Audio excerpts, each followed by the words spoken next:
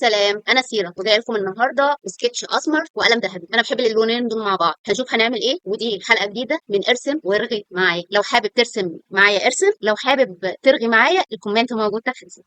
النهارده هنرغي على موضوع الصحاب وغدر الصحاب وانواع الصحاب. يلا بينا. في الاول، مين الصحاب؟ وهل في حاجه فعلا اسمها غدر الصحاب ولا لا؟ في الزمن اللي احنا فيه، مش في زمن بابا وجدي. الصحاب انواع. زمايل الشغل احنا بنسميهم صحاب، وزمايل النادي اللي بنتمرن معاهم بنسميهم صحاب، وجيراننا بنسميهم صحاب، وقرايبنا بنسميهم صحاب. بس الحقيقه ان الصحاب انواع. نوع حدوده ان احنا نتعاون معاه ونعمل منتج نشتغل معاه، او نعمل هدف معين رايحين نعمل حاجه في الخير ليه وظيفه. في نوع تاني جاي في حياتنا عشان يدينا درس، سواء الدرس ده اللي احنا بنسميه غدر الصحاب، وهو الحقيقه مش غدر الصحاب، هو غلطه مننا هقولها لكم بعدين في اخر الفيديو، او بطيبه وحسن نظام من غير غدر ولا حاجه. في ناس بتدخل حياتنا ترانزيت كده، مرور الكرام، يدونا درس ويمشوا. توجيه نصيحه بقى، كلمه طيبه بتتقال كده، غير اللي احنا بنسميهم غدر، وهو مش غدر، هو غباء مننا. في نوع تالت اللي هو الصاحب اللي تعرف تكلمه وانت تأتمنه على اسرارك، ووقت الازمات تلاقيه بيجري عليك وبيدور على مصلحتك، بيدافع عنك في غيابك قبل حضورك. النوع ده نادر ومش كل الناس محظوظه انها تلاقيه، ولو كنت من المحظوظين اللي لاقوه اكتب لي الحمد لله في الكومنت وانا حابه. من ندوره النوع ده لما يبقى موجود في حياتك، امسك وثبت فيه بايديك واسنانك. ليه تمسك وتثبت فيه بايديك واسنانك؟ لان زي ما قلت لك نادر. طب هثبت فيه ازاي؟ اعمله بالمثل. اعمله بالمثل. صاحبي اللي بيزعل على زعلي ويفرح على فرحي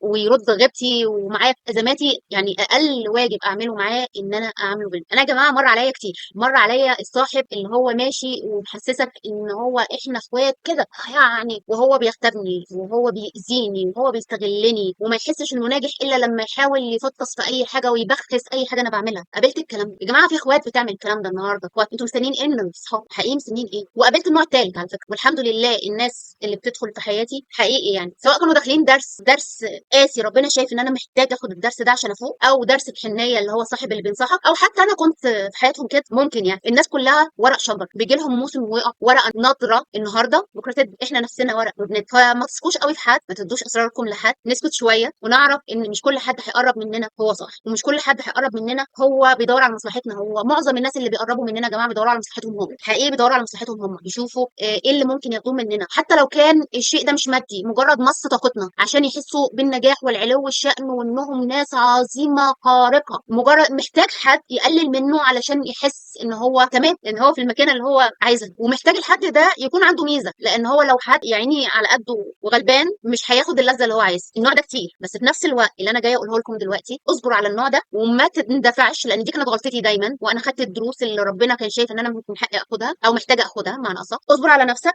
هيجي لك اصحاب كويسين وربنا هيعوض صبرك خير. وما تديش الدنيا يعني، بلاش كله لبره، لان غالبا معظم الناس اللي هتسمعك هتستغل ضدك. خلوا بالكم من نفسكم، خلوا بالكم من اصحابكم، وحتى لو ما لقيتوش اصحاب خالص في الدنيا فاعرفوا ان ربنا عايزكم ليه. ربنا عايزكم ليه، لان في النهايه البشر زي ما قلت لكم شجره زي الشجره دي، لكن ربنا هو الاصل، ربنا هو الخير، ربنا هو الاب والام، ربنا هو الاخوات، ربنا هو الاصحاب. ربنا عايز يوصل لكم ده. اشكوا لنا ما تشكوش لاصحاب. احنا بشر بنحتاج نفضفض، بس يعني اعرف صاحبك الاول، وبعدين بعد كده بشوف اذا كان يستحق ان انت تحطه في المكانه دي ولا لا. شوفه في المواقف، شوف لما تقع وقعه بسيطه مش وقعه تذبحك، تعبان هيسال عليك انت في اولوياته ولا لا. مش اولوياته يعني انت اهم من حياته، مفيش حاجه كده، مفيش حاجه كده. وحاجه تانية، ما تبررش، ودي انا دايما بقولها لاصحابي، واصحابي طيبين على فكره مش اصحابي الوحشين.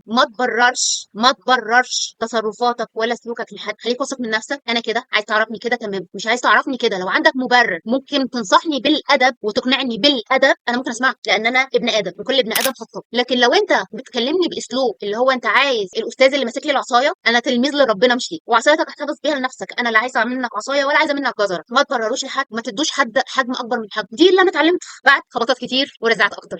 بس دلوقتي انا عارفه كويس قوي ان اكتر حد اشكيله هو ربنا. ليا اصحاب كويسين حقيقي، وحتى لو غبنا عن بعض برضه دي من ضمن الحاجات. ما تتوقعوش ان الاصحاب هيبقوا فاضيين لكم 24 ساعه، يعني لا انتوا فاضيين ولا هم فاضيين، فيبقى تمام. المهم ان الود موصول، واحسن الاصحاب اللي يردوا غيبتك في غيابك، مش يجوا يقولوا لك، انت تعرف ربنا هيوصلها لك بطريقه. الصاحب اللي يجي يقول لك انا والله لا ده هو فلان قال عليك وانا بص قلت له لا الا فلان، اعرف ان ده يعني مديك الاسفين التمام. هيجي مع الوقت هتشوف. خدوا بالكم من نفسكم، وفي صحاب كويسين في الدنيا، بس من كتر الناس الوحشه هم مش دايما بيبانوا. ربنا يهدينا ويهدي لنا اللي حوالينا ويصبرنا على اللي احنا فيه من الدنيا دي، وعلى جشع الناس اللي بقى كتير قوي ما بقاش مبين الاخ من العدو، ولا الصاحب الكويس من الصاحب الخبيث. وقولوا يا رب هو شجره الامل اللي في حياتنا، وخلوا دعانا وتوكلنا على الله.